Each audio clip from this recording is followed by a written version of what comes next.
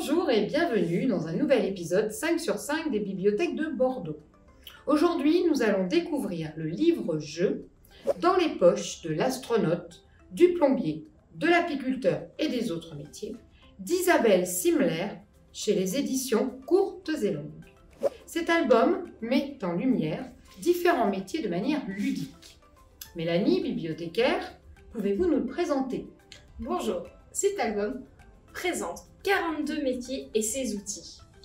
Chaque double page expose les outils et les objets du quotidien pour le professionnel. 42? C'est beaucoup de métiers! Oui, c'est une manière ludique d'entrer dans la vie d'une personne exerçant son métier. Les illustrations sont finement dessinées, une part de liberté et d'imagination avec quelques termes techniques et ses dessins. On s'évade et s'imagine hôtesse de l'air, apiculteur, plombier. J'ai découvert et redécouvert certains outils et certains métiers. C'est comme un abécédaire des métiers. Tout à fait, mais un abécédaire de qualité. L'auteur a été récompensé de nombreuses fois pour ses illustrations.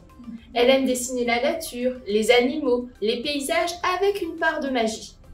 Dans ce livre, nous retrouvons l'amour de l'auteur pour les objets et les outils.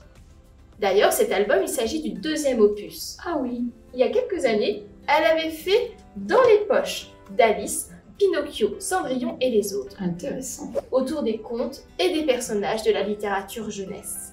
Un vrai régal de devinettes pour ces deux livres. Ah, très intéressant. Ah, les journalistes ne circulent pas sans leur petit sac et leur matériel, bien évidemment. Alors, la journaliste, elle a toujours son casque pour être en lien avec tous ses collègues en direct. Elle a également son téléphone parce qu'il faut savoir à quel moment le feu vert est donné. Elle a également ses prises de notes, donc stylo et petit carnet, très important, où elle note tout ce qui lui est relaté dans ses expériences. Elle prend évidemment ses petites photos. Ça, c'est indispensable.